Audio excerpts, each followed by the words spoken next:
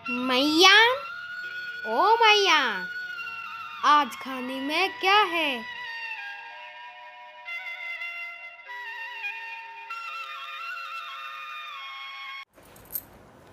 राधे कृष्ण। अभी हम अपने किचन में हैं और आज जो हमारी कान्हा की थाली में भोग सजेगी वो नॉर्थ ईस्ट होगी। थंबनेल देख के आपको पता चल गया होगा।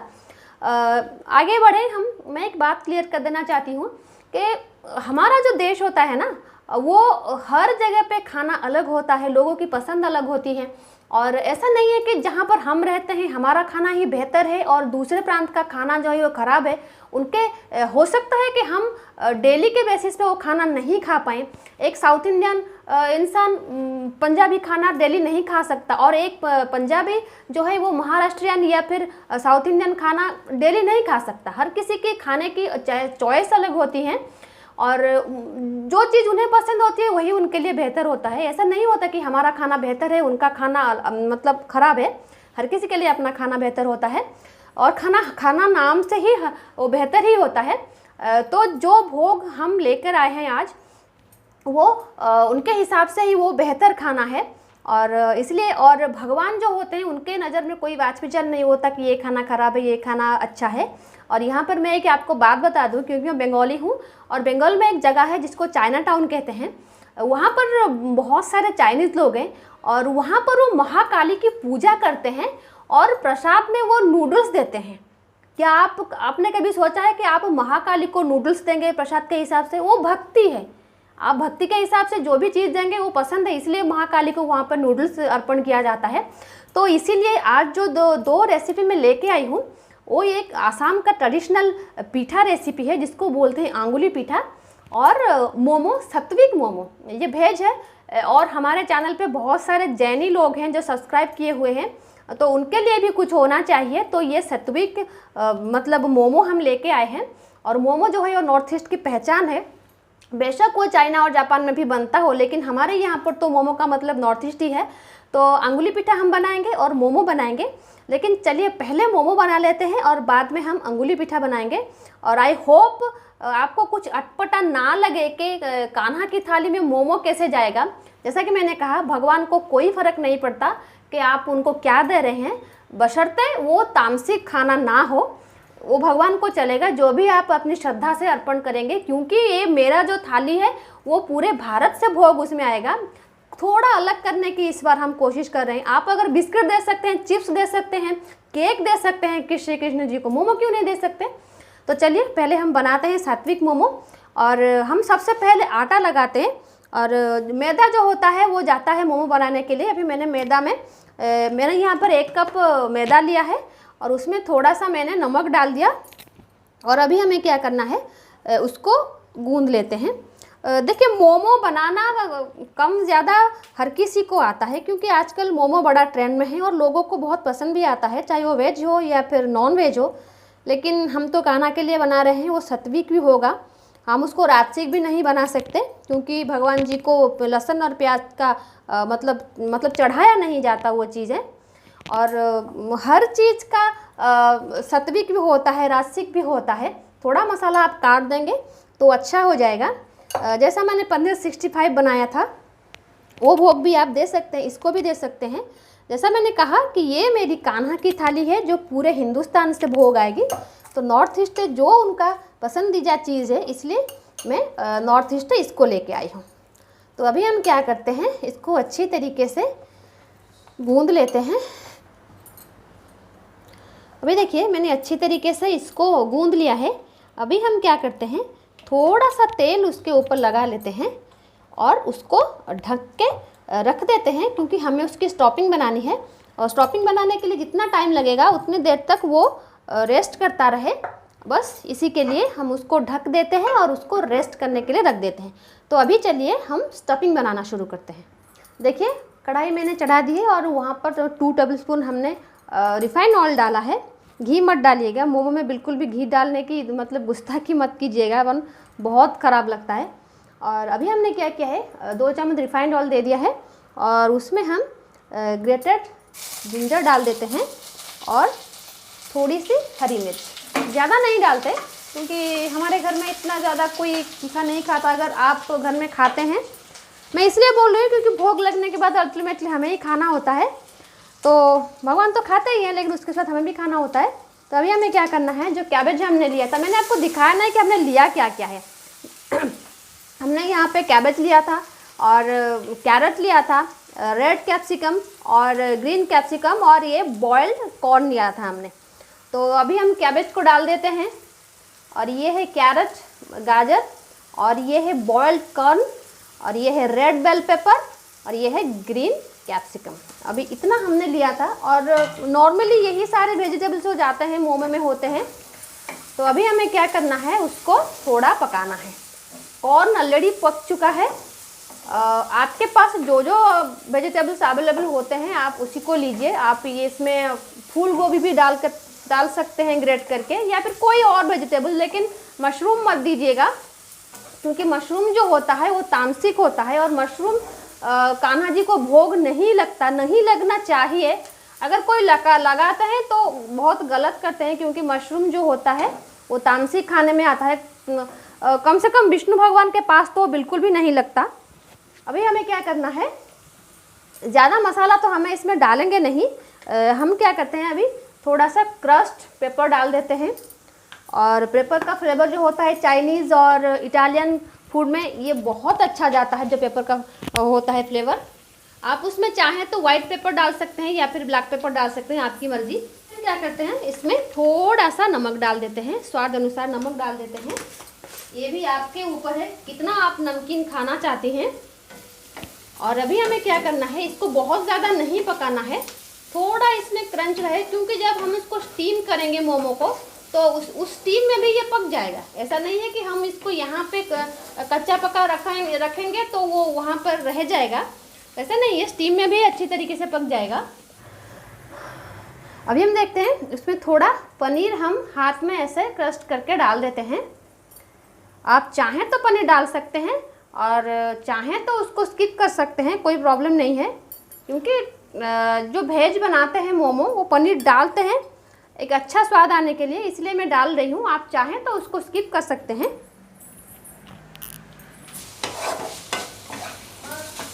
अभी पनीर डाल के हमें सिर्फ 2 मिनट तक उसको सिर्फ चलाना है, ज़्यादा नहीं करना है।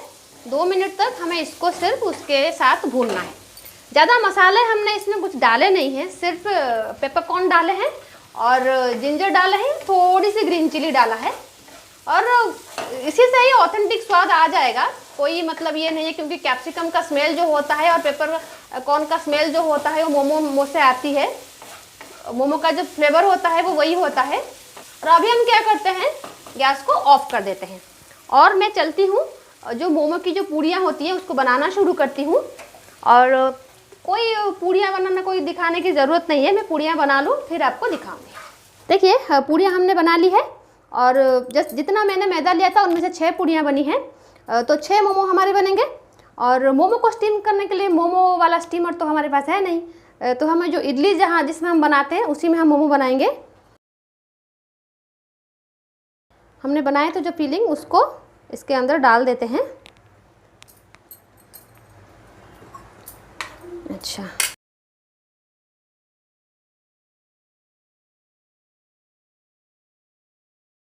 ये जो फिलिंग हमने बनाई थी उसमें इस पूड़ी में हमने रख दिया है, और उसके जो चारों तरफ हम थोड़ा सा पानी लगा लेते हैं। मोमो बनाना सिखाना कोई मतलब आजकल हर किसी को मोमो बनाना आता है, और लोग तो उसमें एक्सपर्ट होते हैं। तो अभी ये देखिए हमने एक मोमो बना लिया है, और उसको अच्छी तरीके से ऐसे ऐसे करके उसको ऐसे ऐसे बंद कर लेते हैं पोटली। मुझे मोमो का ये शेप बड़ा अच्छा लगता है, दूसरे भी अच्छे होते हैं लेकिन ये वाला जो होता है ना वो सबसे अच्छा लगता है, ये वाला शेप। तभी मैं क्या करती हूँ, जो 6 मोमो बनाने हैं हमें, उसमें अभी मैं ये फिलिंग भर लेती हूँ और पोटली बना लेती हूँ। बाद में हम उसको पहले से स्टीमर में स्टीम करेंगे, और उसके बाद उसके एक टैंगी सॉस बनाएंगे। अभी देखिए जितने हमने मोमोज़ बनाए थे उसको हम एक एक करके इसके अंदर रख देते हैं। अभी हम 10 मिनट तक उसको उसके अंदर पकने के लिए रख देते हैं। 10 मिनट के बाद हम उसको खोलेंगे और उसके बाद हम उसके सॉस बनाएंगे। मोमो बन चुका है, मैंने ऑफ़ कर लिया है गैस को। अभी हम उसका जो एक टैंगी सॉस बनाते हैं, बहुत कम चीज़ डाल के बनाएंगे क्योंकि अगर ऑनियन गार्लिक होता तो बहुत ज़्यादा चीज़ें जाती उसमें। तो अभी हम क्या करेंगे, मैंने 2 टमाटर को ब्लांच कर लिया है और उसका एक प्यूरे बना लिया है। और अभी हम क्या करते हैं, मैंने कढ़ाई चढ़ा दी है, उसमें मैंने एक बड़ा चम्मच उसमें मैंने रिफाइंड ऑयल दे दिया है। अभी हम क्या करेंगे, उसमें लाल मिर्च डाल देंगे। ये कश्मीरी लाल मिर्च है, उसको उसके अंदर डाल देंगे और थोड़ी सी ग्रीन चिली और थोड़ा सा जिंजर। मैं यहाँ पे ज़्यादा चिली नहीं दे रही हूँ क्योंकि बहुत ज़्यादा तीखा हो जाएगा। और उसके बाद हम ये जो प्यूरे बनाया था हमने, उसको भी उसके अंदर डाल देते हैं।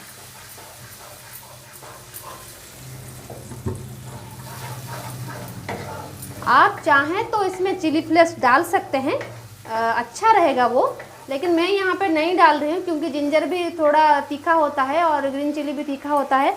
और इसमें हम फिर डालेंगे पेपरकॉर्न्स, वो भी तीखा हो जाएगा। अभी इसको हम थोड़ा सा पकाएंगे ताकि टमाटर का जो कच्चापन थोड़ा बहुत है वो कम हो जाए। अभी हम इसमें नमक डाल देते हैं। देखिए, अगर आप सॉस डालना चाहते हैं तो बेशक डाल सकते हैं, लेकिन सोया सॉस तो आप डाल सकते हैं, कोई प्रॉब्लम नहीं है। लेकिन अगर आप टोमेटो केचप या फिर टोमेटो सॉस डालना चाहते हैं तो जो इंग्रेडिएंट्स होता है उसमें वो थोड़ा देख लीजिएगा, क्योंकि जो बेसिक इंग्रेडिएंट्स होता है टोमेटो सॉस बनाने के लिए उसमें गार्लिक मेन होता है और लोगों को पता नहीं चलता और वो उसमें डाल देते हैं। तो आप अवॉइड कीजिएगा टोमेटो सॉस या फिर कुछ और डालने के लिए, क्योंकि अमूमन हर सॉस में गार्लिक होता है। अभी हम इसको थोड़ा सा पकाएंगे अच्छी तरीके से, मतलब जो टमाटर का जो कच्चापन है उसको अच्छी तरीके से हम निकालेंगे। मैंने यहाँ पे अभी तक पेपरकॉर्न डाला नहीं है, तो अभी हम इसमें थोड़ा सा पेपर डाल देते हैं। ज़्यादा मत डालिए क्योंकि बहुत तीखा होता है, काली मिर्च बहुत तीखा होता है। अभी हम क्या करते हैं, मैं इसमें 1 चम्मच विनेगर दे देती हूँ। 1-1.5 चम्मच मैंने इसमें विनेगर दे दिया है। आप चाहें, अगर आप विनेगर का यूज़ ना करना चाहें तो आधा नींबू आप इसमें दे सकते हैं। टोमेटो तो अगर खट्टा होगा तो ज़्यादा कुछ चाहिए होगा नहीं, लेकिन अगर आप चाहें तो इसमें दे सकते हैं, कोई प्रॉब्लम नहीं होगी। तो अभी हम क्या करते हैं, मैंने यहाँ पर 1 चम्मच लिया है कॉर्नफ्लोर और उसका थोड़ा पानी देकर मैंने एक पतली सी घोल बनाया है, उसको हम उसके अंदर डाल देते हैं और उसको अच्छी तरीके से मिला लेते हैं। अभी देखिए, जो हमने एक टैंगी घोल बनाया था, सॉस नहीं है ये ग्रेवी की तरह है क्योंकि हमें थोड़ा ग्रेवी की तरह चाहिए। ये अभी बन चुका है। तो अभी हमें क्या करना है, जो मोमोज हमने स्टीम करके रखे थे, अभी क्या करना है, एक एक उठा के उसके अंदर रख देना है।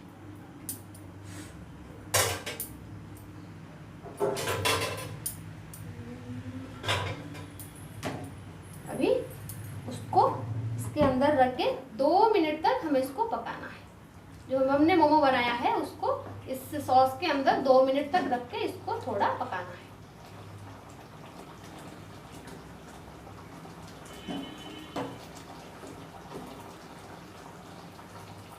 बस 2 मिनट के बाद हमें अभी इसको बंद कर देना है।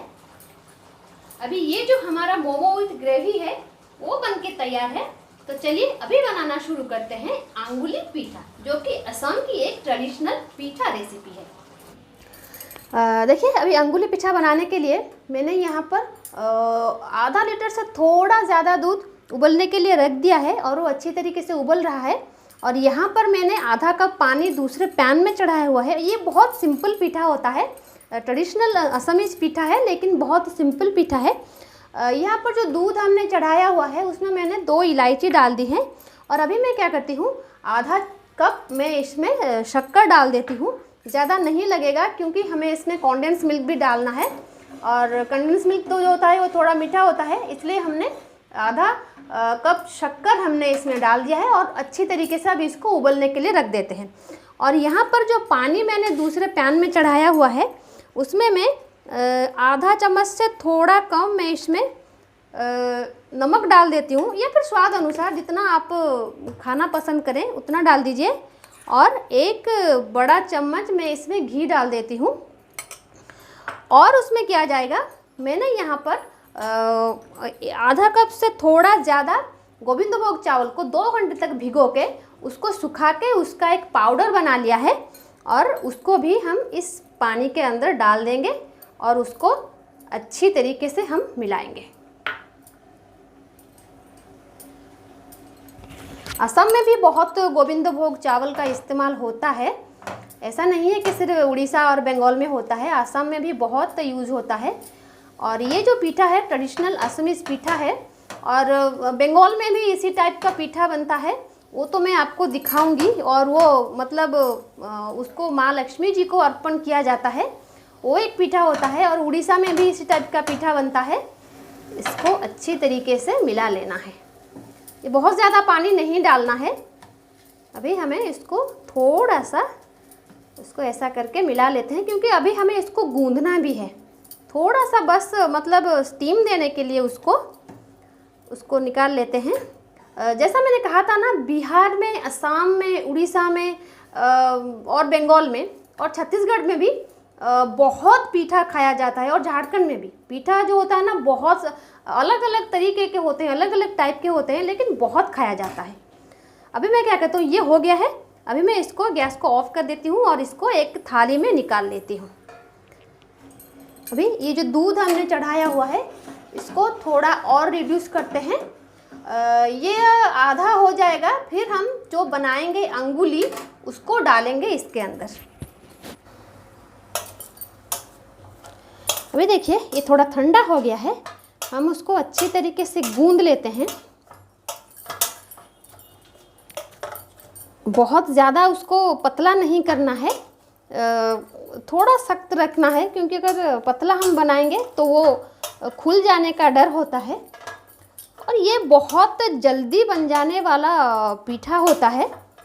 और जैसे कुछ स्टेट्स का अपना अपना एक ट्रेडिशनल एक सिग्नेचर रेसिपी होती है ना, तो ये असम की एक सिग्नेचर रेसिपी है। असम के भी और बहुत सारे मतलब खाद्य पदार्थ हैं जिसको मैं चुन सकती थी, लेकिन मैंने इसको चुना क्योंकि मुझे ये बहुत ज़्यादा अच्छा लगा।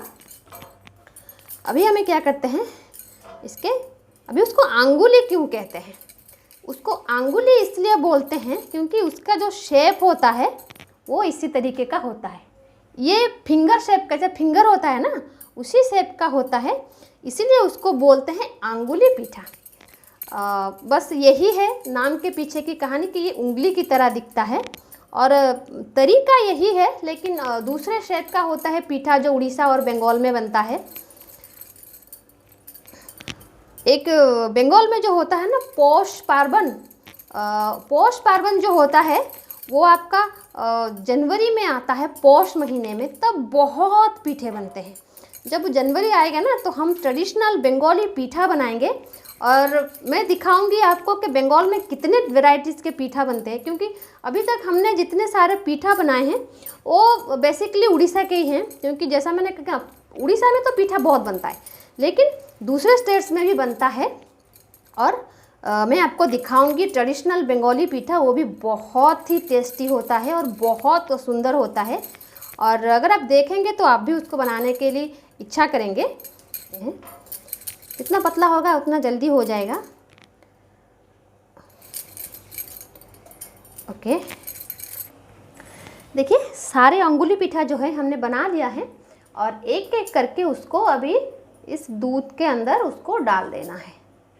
इसका जो मतलब ये दूध का सिरप जो होता है ना वो थोड़ा पतला होता है, बहुत मोटा रबड़ी नहीं होता, इसका थोड़ा पतला होता है, इसलिए मैंने थोड़ा उसको पतला रखा है, क्योंकि वो बहुत पतला होता है। नॉर्मली जो बंगाल में या फिर उड़ीसा में भी जो बनता है वो पतला रबड़ी होता है, लेकिन बंगाल में जो पीठा बनता है उसकी रबड़ी जो होती है वो थोड़ी मोटी होती है, लेकिन इसकी थोड़ी पतली होती है, इसलिए मैंने उसको थोड़ा पतला रखा है।